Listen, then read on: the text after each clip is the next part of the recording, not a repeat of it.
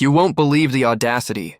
This story ends with an HOA board president who tried to illegally auction off our family ranch while we were on vacation, getting hit with a devastating $1.2 million fine, her home foreclosed, and a permanent restraining order. But the real shock? She called 911 on us when we caught her red-handed. This is the story of how a minor landscaping spat turned into an attempted grand theft and the sweetest, most comprehensive revenge you will ever witness. Welcome back to Homeowner Horror Stories. If you love seeing justice served cold, especially to power-drunk HOA dictators, you need to smash that like button right now. Hit subscribe and turn on notifications because the details in this absolute nightmare are so insane, YouTube might try to flag it. Don't miss a second, let's dive into the chaos. Our story begins in the idyllic, yet ironically named, Whispering Pines community, a place where tranquility was meant to be the rule, not the exception. The main character, let's call him Alex, owned the crown jewel of the community, a 5-acre property, part historic farmhouse, part working hobby ranch. The other properties were cookie-cutter luxury builds, but Alex's ranch had history, character, and, most importantly, space.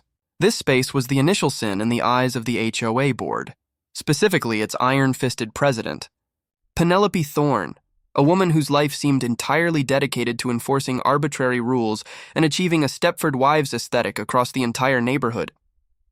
Penelope, our villain, lived in a pristine, soulless mansion 2 doors down and viewed Alex's rustic, character-filled ranch as a blight on her perfectly manicured domain. The conflict started with something unbelievably petty: Alex's prize-winning heirloom tomato plants. The HOA rules stipulated no vegetable gardens visible from the street.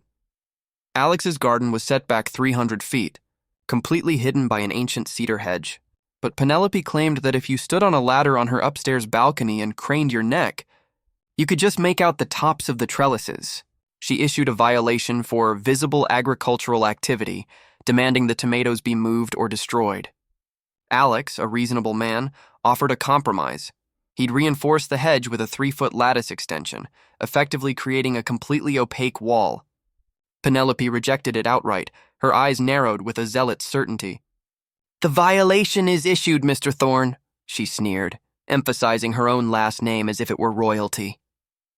"You are non-compliant. Failure to cure will result in fines."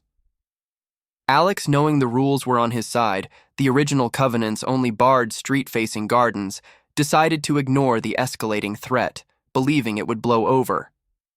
He had bigger fish to fry, namely an upcoming once-in-a-lifetime business trip overseas that would last 3 full weeks. Before leaving, he made sure his security system was armed, his caretaker was briefed, and his favorite tomato plants were watered. Just 2 days after he left, the first fine arrived: $500 for failure to remediate landscaping violation.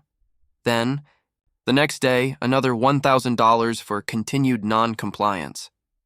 Alex's caretaker, a sweet older gentleman named Gus, called Alex panicking. Gus had found a notice stapled to the ancient oak tree near the driveway, a preliminary line notice. This was no longer a petty fine. This was an explicit, aggressive threat against the property itself.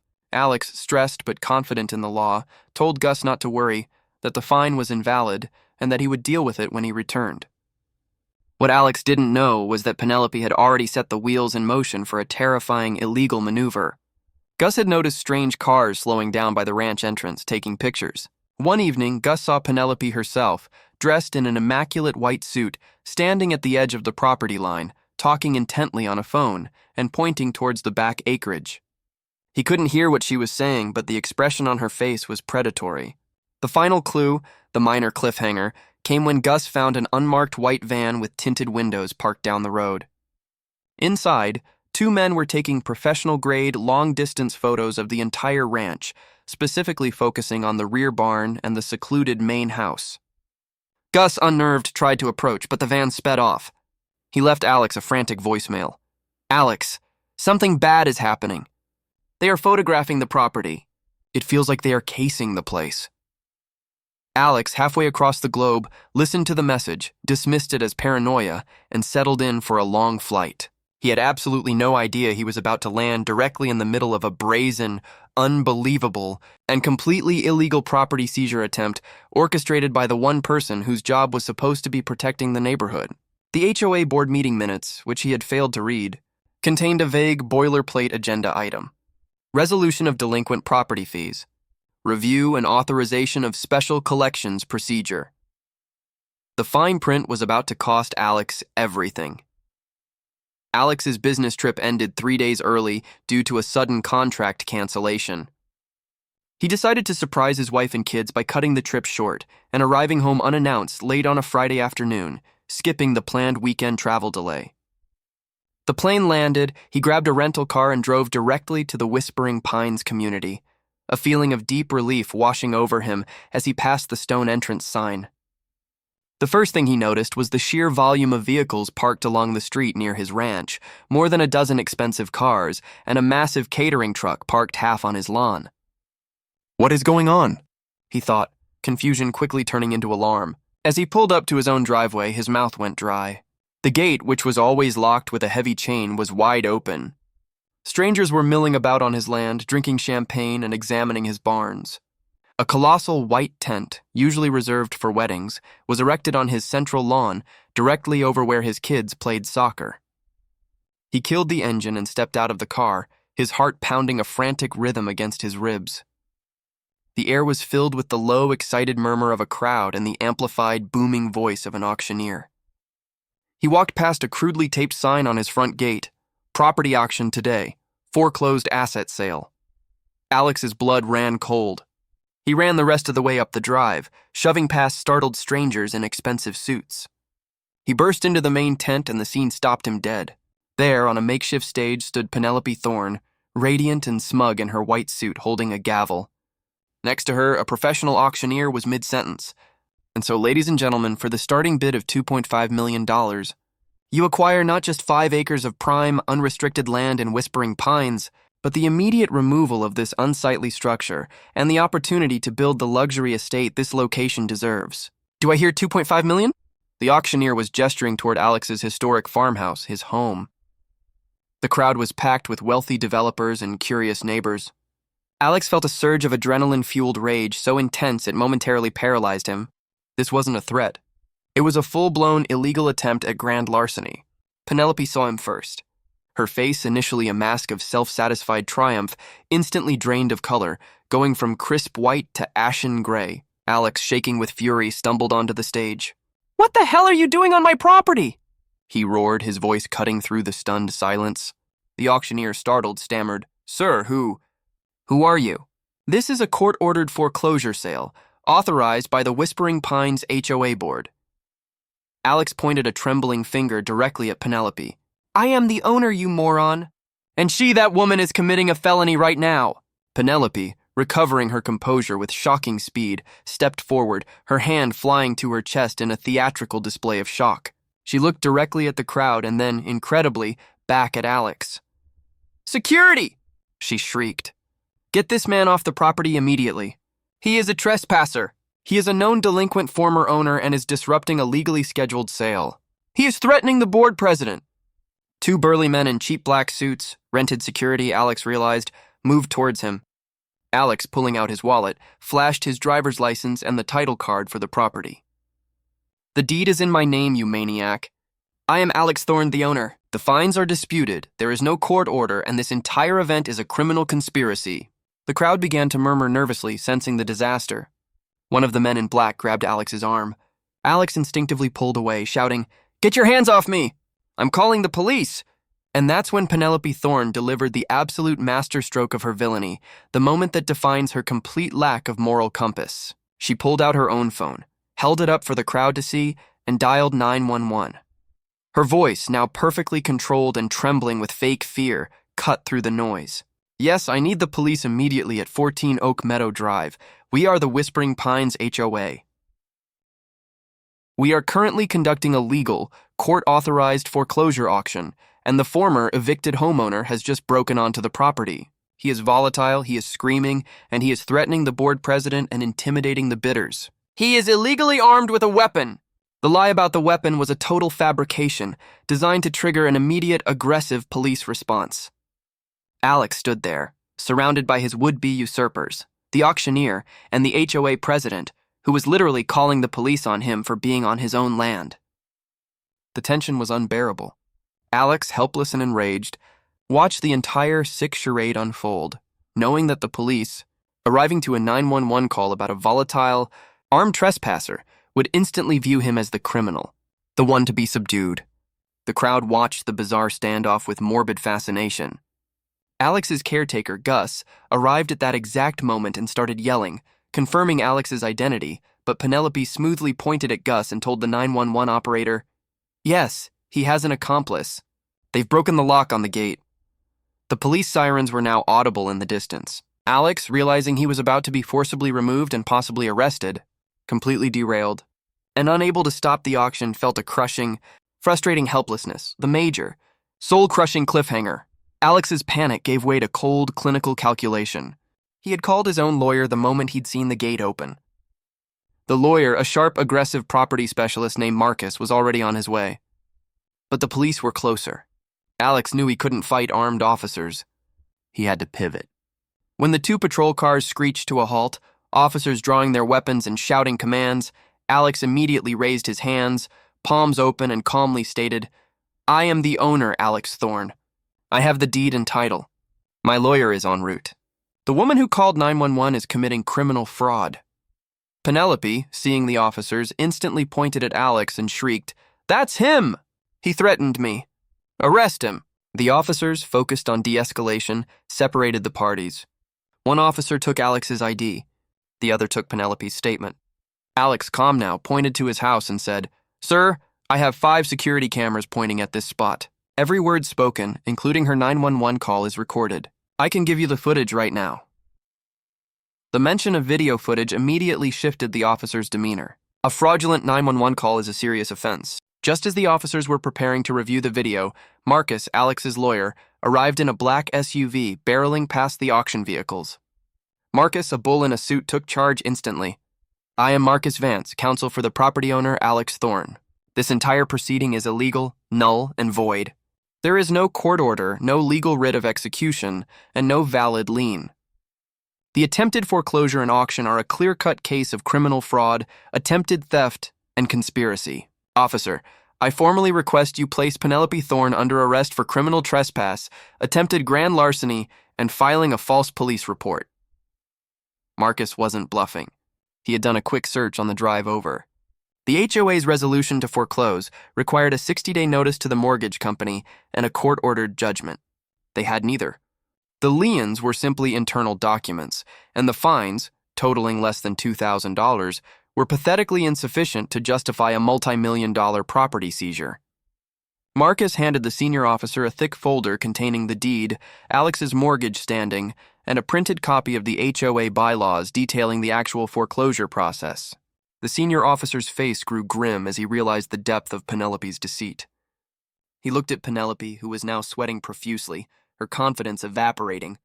"Ma'am," the officer said, his voice flat, "I need you to step away from the property immediately. I am halting this event. We have evidence suggesting that you have misrepresented your legal authority and potentially committed several felonies. We will need you to come down to the station for questioning."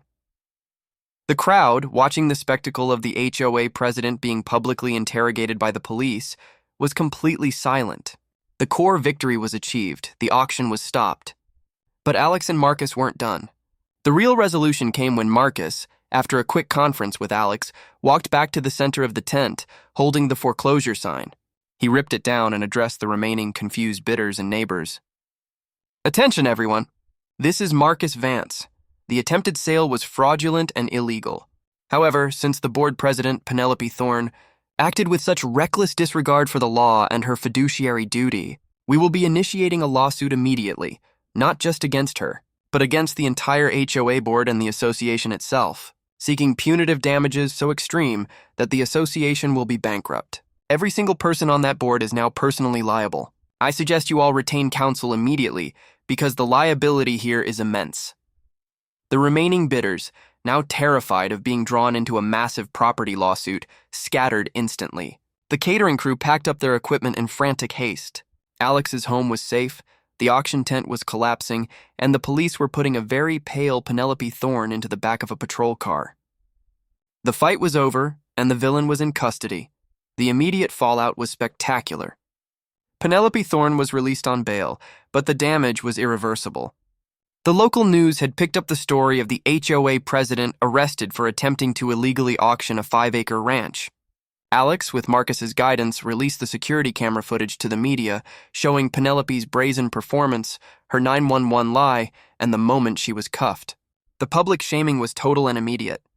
The local newspaper ran the headline, "HOA President's Tomato Feud Lands Her in Jail." But the real payback was legal and financial. Marcus did not hesitate. He filed a monstrous lawsuit against Penelope personally, the entire board, and the HOA as a corporate entity.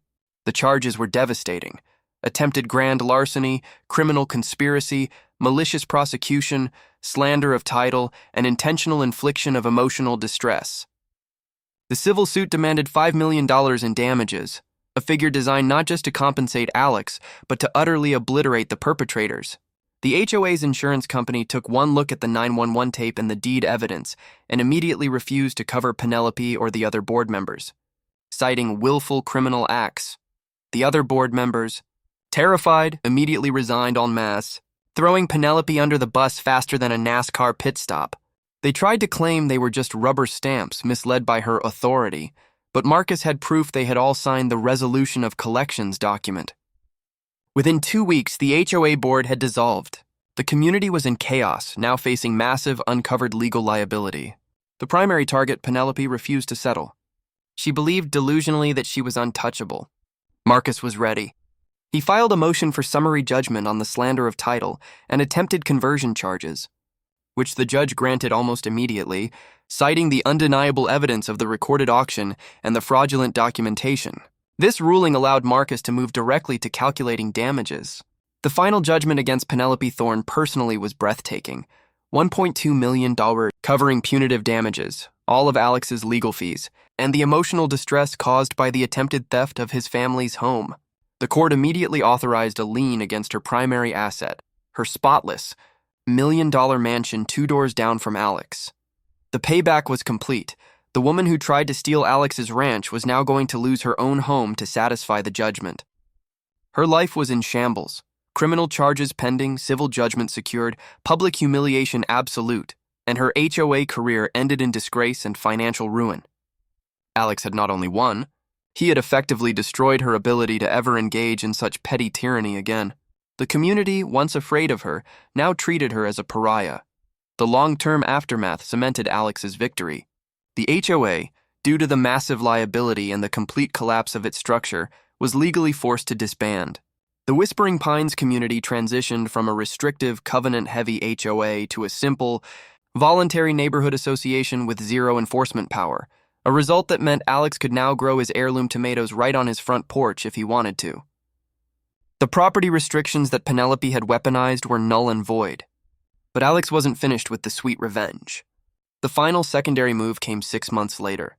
Penelope's house, unable to be saved, went into judicial foreclosure to satisfy Alex's $1.2 million judgment. Alex, having received a significant payout from the sale, saw an opportunity for one last, glorious act of dominance. He attended the foreclosure auction and, through a shell corporation set up by Marcus, purchased Penelope's pristine white mansion. He didn't buy it to live in. He bought it for a very specific purpose. 2 weeks after closing, Alex got the permits he needed. The front yard, Penelope's beloved manicured lawn that she obsessed over, was completely ripped up. The crew installed a massive, rustic, 3-foot-tall wooden fence, a true ranch fence, not the decorative kind. Then, behind that fence, Alex installed the final, satisfying piece of the puzzle, a fully sanctioned, highly visible street-facing vegetable garden, complete with a large handcrafted wooden sign that read, "Alex's Retirement Ranch, home of the $1.2 million tomato." He didn't stop there. He purchased 2 miniature donkeys, naming them Penelope and Thorne, and placed them in the back paddock, visible from the former HOA boardroom windows. He painted the once white mansion a cheerful, slightly garish shade of barn red and rented it out to a loud, friendly family with 6 children and 3 dogs, completing the permanent shift in neighborhood aesthetic. The entire community, initially stunned, quickly realized the symbolic genius of the move. Every time Penelope drove past, which she had to, as she had moved into a small rental unit nearby, she was forced to look at the massive tomato garden, The rustic fence and the bright red barn, all on the property that was once her shrine to conformity, now a monument to her downfall. Alex didn't just win his ranch back. He permanently established a sanctuary of freedom and a daily visual reminder to the defeated villain that her reign was over. The tyranny was buried, and the tomatoes were thriving. Can you even believe the sheer audacity of Penelope Thorne? Attempted grand theft over tomatoes. Hit that like button if you think Alex got the perfect revenge by turning her perfect house into the ultimate anti-HOA nightmare. Comment below with the most shocking moment. Was it the 911 call or the $1.2 million tomato garden? Don't forget to subscribe and hit that notification bell. We've got another story of HOA tyranny coming next week, and you don't want to miss the fallout.